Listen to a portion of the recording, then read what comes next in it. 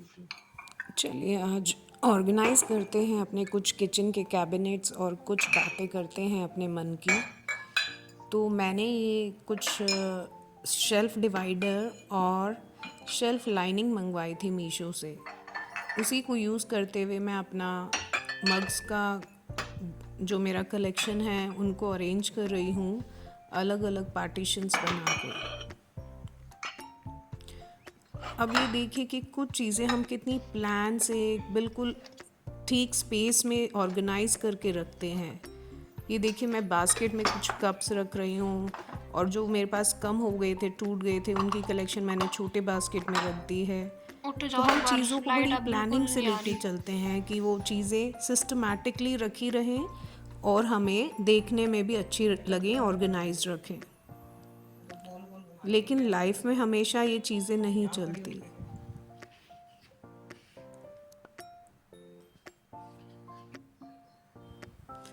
ये देखो paper lining है और शेल्फ डिवाइडर अच्छी क्वालिटी का मैंने मीशो से मंगवाया था।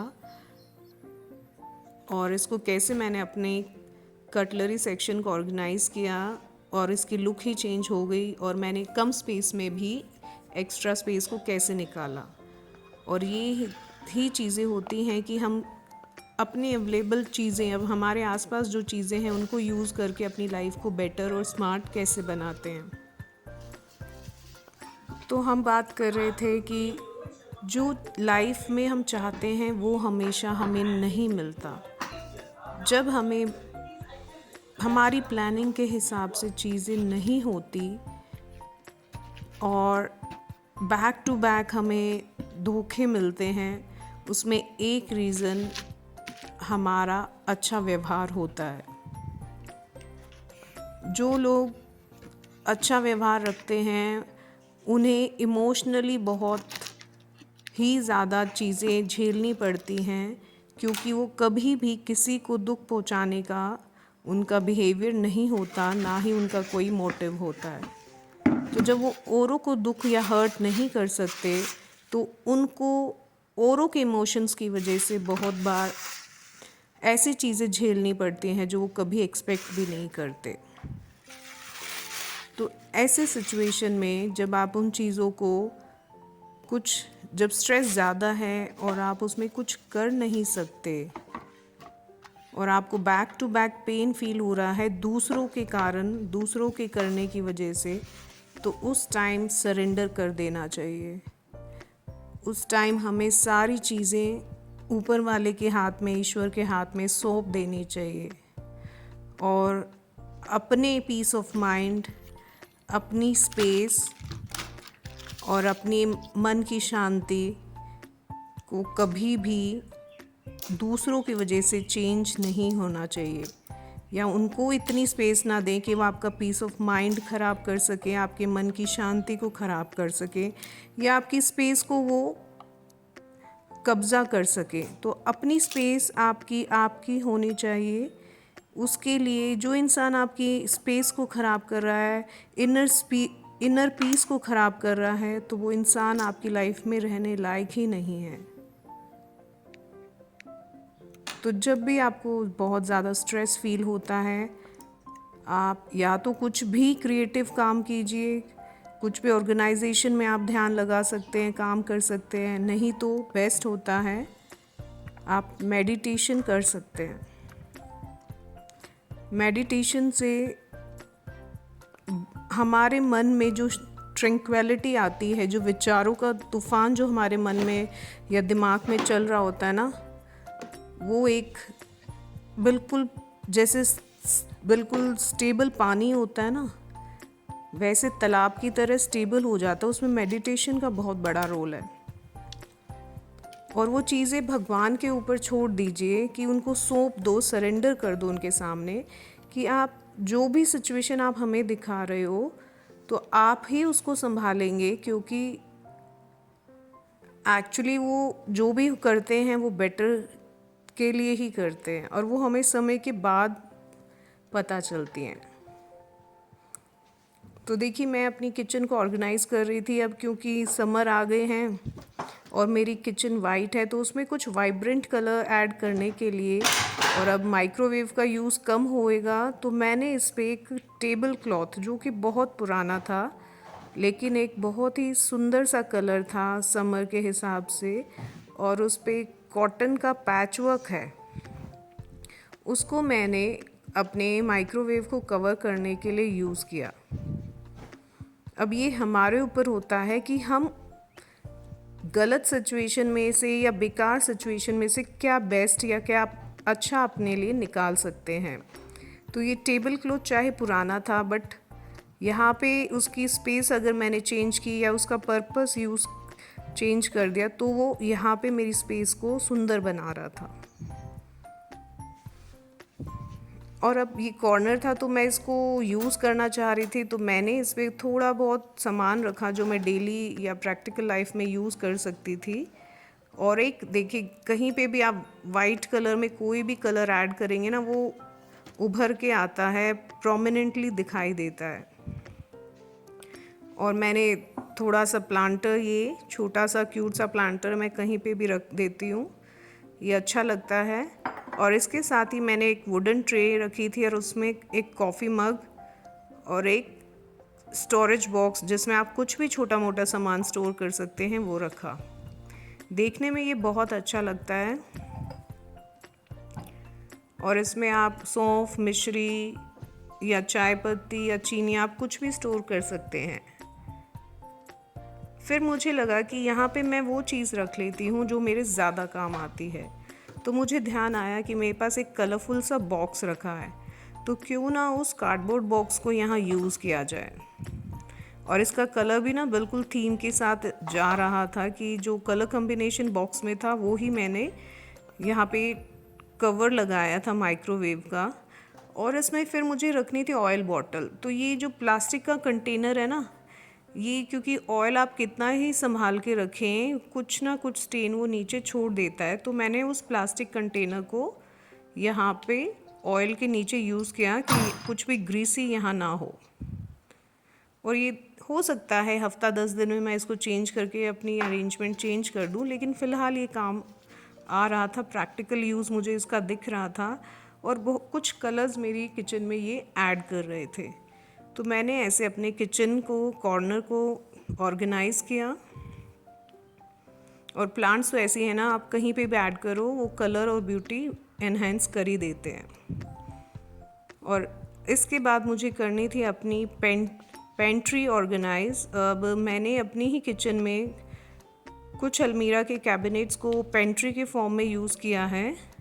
ये देखिए, मेरे सिरेमिक के कुछ कंटेनर्स हैं जिनमें मैं कुछ स्टोर करती हूँ। अब मैं आई पेंट्री की तरफ। यहाँ ना हम कई बार लिस्ट नहीं बनाते, प्लानिंग नहीं करते, तो हम कुछ ऐसी चीज़ें परचेज़ करते रहते हैं जो ओवर एंड ओवर हमारे उसमें ऐड होती रहती हैं, जिसका यूज़ हम कम करते हैं, लेकिन वो स्टोर के फॉर्म में स्टोर होती रहती है एक्स्ट्रा। तो बहुत सारे यहाँ पे ड्राई फ्रूट्स इकट्ठे हो रखे थे जिनको मैंने कंज्यूम नहीं किया इतना। तो मैंने अब स्टार्ट किया कि वैसे तो मेरी अलमीरा में, यहाँ कैबिनेट में स्पेस है, 3 शेल्फ हैं और इनकी डेप्थ भी अच्छी है और इन पे लाइनिंग इतनी अच्छी लगी है कि मैं इसको डायरेक्ट भी यूज़ कर सकती हूँ और कपड़े से वाइप करके काम चल सकता है। ये देखो, पेंट्री में हम खरीदते रहते तो कुछ तो ऐसी एक्सपायर्ड चीज़ें निकल जाती जो हमने यूज़ ही नहीं की और उनकी डेट भी जा चुकी थी यूज़ की। तो ऐसी चीज़ें भी हमें ऑर्गेनाइजेशन के टाइम ध्यान रखनी चाहिए कि हम जो ना यूज़ हुई हैं या एक्सपायर्ड चीज़ें हैं उनको निकाल सकें। तो मैंने यहाँ पे एक पुराने पिलो कवर को भी एक लाइनिंग के तौर पे यूज़ किया है। और उसके अलावा भी हमारे पास बहुत सारे ऐसे क्लॉथ होते हैं, दुपट्टे, जो हमने फेंके नहीं हैं, तो उनको भी मैं कई बार कट करके लाइनिंग की तरह यूज़ कर लेती हूँ। कि हम, क्योंकि हर बार इसको जल्दी फ्रीक्वेंटली ये गंदा नहीं होता, तो 15-20 दिन में, महीने में इसको मैं वॉश कर देती हूँ। और एक ऐसा रीयूजेबल लाइनिंग है कि इसको वॉश किया और यूज़ करते रहे, चल जाता है काम। अब आप ऑर्गेनाइज़ कर रहे हैं पेंट्री, तो अपनी लिस्ट ज़रूर बना लें कि क्या चीज़ें आपको रखनी है, क्या एक्सपायर्ड है, उनको आप निकाल सकते हैं। और कुछ चीज़ें जो बहुत सारी आ गई हैं पहले उनको ख़त्म करना है, नहीं तो उनका 1-2 महीने का स्टॉक लेके ही नहीं आना है। ये सब हम जब ऑर्गेनाइज़ करते हैं चीज़ें और फिर उसी के अकॉर्डिंगली प्लान करते हैं तो ये हमारी चलती हैं। अब जैसे मैंने मीशो से कुछ बास्केट्स मंगाई थी, वो मैंने अपनी पेंट्री ऑर्गेनाइजेशन में यूज़ की कि मैंने वहीं से सेपरेट की चीज़ों को कि क्या चीज़ मुझे कौन सी बास्केट में रखनी है। ये देखिए, इन पैकेट्स को, एक ही चीज़ के बादाम के ही इतने सारे पैकेट्स थे मेरे पास। तो ये हमारा कई बार ना वेस्टेज ऑफ मनी भी हो जाता है कि बस अब ये बास्केट मैंने 3 हैं और तीनों को डिवाइड किया है कि किस में मैं क्या स्टोर करने वाली हूँ। एक बास्केट में मैंने ऐसी चीज़ें स्टोर की जो ब्रेकफास्ट के लिए यूज़ होती हैं। एक में एक में मैं ऐसी चीज़ें यूज़ कर रही हूँ जो मेरे पास अभी फ़िलहाल है कि मुझे इस महीने नहीं परचेज़ करनी। मेरा काम चाहे दाल है या कोई मसाला है या ब्रेकफास्ट का कुछ भी है, वो मैं इसमें रख सकती हूँ। और एक बास्केट में मैंने यूज़ किया जिसमें मैं अपने खुले हुए पैकेट्स रखूँगी कि वो मुझे पहले कंज्यूम करने हैं। और देखो, ऑर्गेनाइजेशन के टाइम ही हमें ये पता चलता है। ये खुले हुए पैकेट्स हैं, इनकी डेट भी अभी है, मैंने चेक कर ली है, तो इस महीने मैं इनको यूज़ करूँगी। ये परचेज़ नहीं करने। ये कॉर्नफ्लेक्स, राइस और कुछ दाल का पैकेट खुला हुआ था। ये एक्सपायर्ड चीज़ें फेंकनी है मुझे।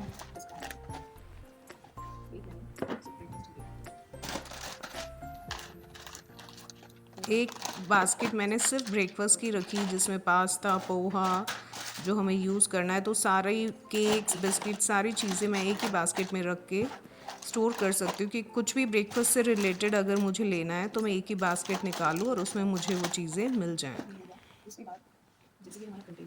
हाँ, देखिए, जब हम पेंट्री ऑर्गेनाइज़ करते तो मैंने देखा कि इतना बड़ा बॉक्स में सिर्फ 2-4 चम्मच मेरा कुछ भी सामान इसमें रखा हुआ था।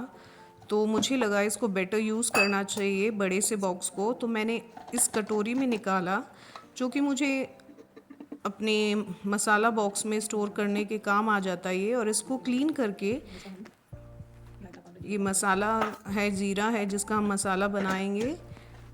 अब मेरे पास ना ऐसे storage box, transparent storage box अलग अलग साइज़ के हैं, 1 kg, 2 kg, हाफ kg और उससे भी छोटा। तो जब हम ऑर्गेनाइज़ कर ही रहे हैं पेंट्री, तो हम ये भी देख सकते हैं क्या क्या चीज़ हमें रिफ़िल करनी है। तो वो साथ के साथ हमारा काम होना चाहिए कि जो पैकेट्स हमारे पास हैं उनको हम रिफ़िल कर दें कि दोबारा हमें और लेना है या नहीं लेना है, वो भी हमें पता चल जाए।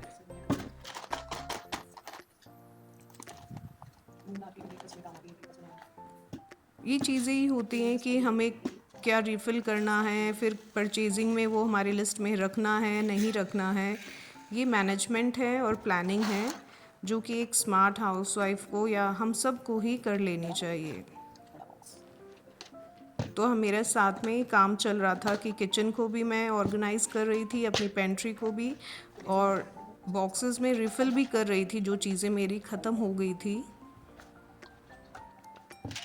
और देखिए, ये स्पेस बच गई थी मेरी बास्केट में कि जो पैकेट्स मुझे 2 दिन बाद खोलने पड़ते वो मैं आज ही खोल रही थी।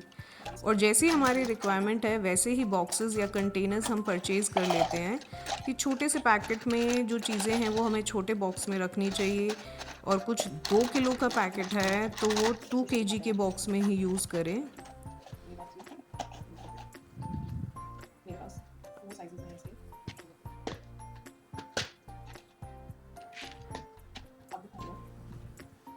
और अलग अलग साइज़ेस के बॉक्स हमें रखने चाहिए क्योंकि हमारे घर में अलग अलग साइज़ में हम चीज़ें यूज़ करते हैं। तो ये देखिए, जब ऑर्गेनाइज़ करते हुए मुझे पता चला कि कुछ तो ऐसे ओपन में मेरे चने और राइस पड़े हैं, तो उनको भी मैंने इस कंटेनर में एम्प्टी किया।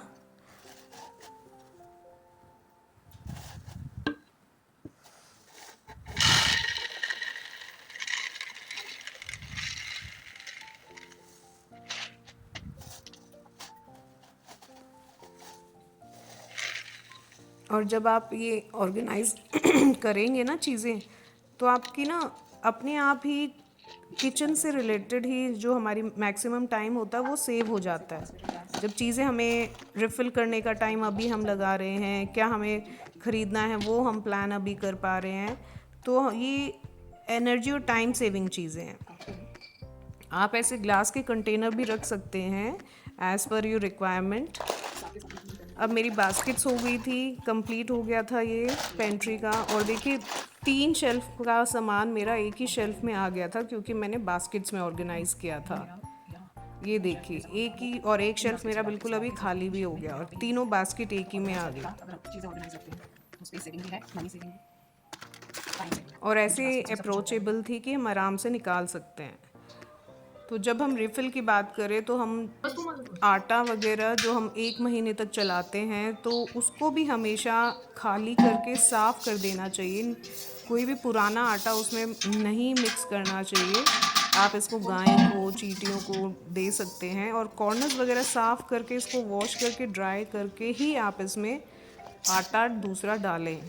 और इसको भी देखिए, आप आटा डालते हुए डस्ट सी आटे की जो उड़ती है उस वो आपको ना हार्म करे, तो एक छोटी ओपनिंग करके आप आटा डालें। और आटे का ड्रम हम बड़ी स्पेस जहाँ होती है हमारी कैबिनेट में वहाँ रखते हैं। तो आटे का ड्रम हम डेली निकाल के साफ़ नहीं करते, तो आटा जब आप रिफ़िल कर रहे हैं ना तभी उस कैबिनेट को भी साफ़ कर लें।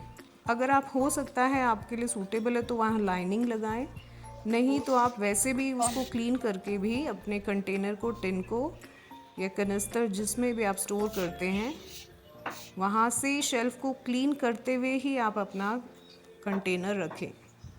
ये चीज़ें ही होती हैं कि जो हाथ जहाँ लगा उसको क्लीन करते चलो। नो बस वो रखना है। अब ऑन कर चुका मैं।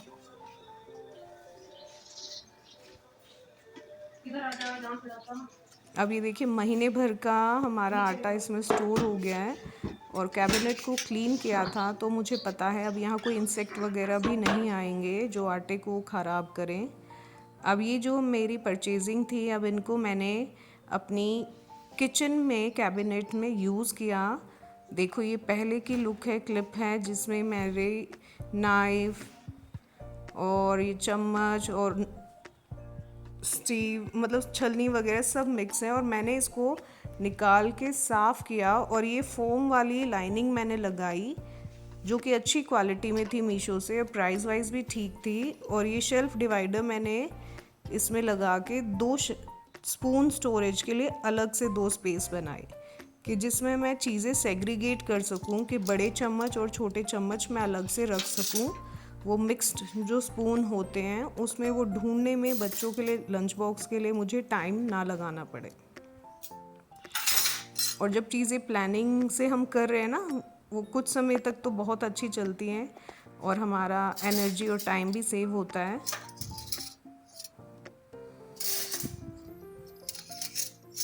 तो अगर आप ये लाइनिंग परचेज़ करना चाहते हैं, वैसे तो हम न्यूज़पेपर, कपड़ा या कुछ भी हम यूज़ कर लेते हैं, लेकिन इसकी क्वालिटी अगर आप शेल्फ़ लाइनर की बात करें तो काफ़ी अच्छी थी। ये मीशो से आप परचेज़ कर सकते हैं। और मैंने देखी शेल्फ़ डिवाइडर, ये देखो इसके लुक बिल्कुल ऑर्गेनाइज और नीट लग रहा है। मैंने देखी ये शेल्फ़ डिवाइडर एक और अपने शेल्फ़ में ड्रॉर में यूज़ किया और उसमें पार्टीशन बना के मैंने अलग अलग चीज़ें इसमें रखी। कहाँ मुझे किचन टॉवल रखने हैं, कहाँ एक बॉक्स है जिसमें मैं रैंडम सामान रखती हूँ। और अगर देखिए, अगर आपको मेरी ऑर्गेनाइजेशन टिप्स अच्छी लगी हों तो प्लीज़ लाइक करें, शेयर करें मेरे चैनल को। और कुछ अच्छी पॉजिटिव बातों के साथ, कुछ लाइफ के जीने के ढंग के साथ फिर आऊँगी अगली वीडियो में। तब तक के लिए simplify your space, organize yourself and organize your thought. Bye.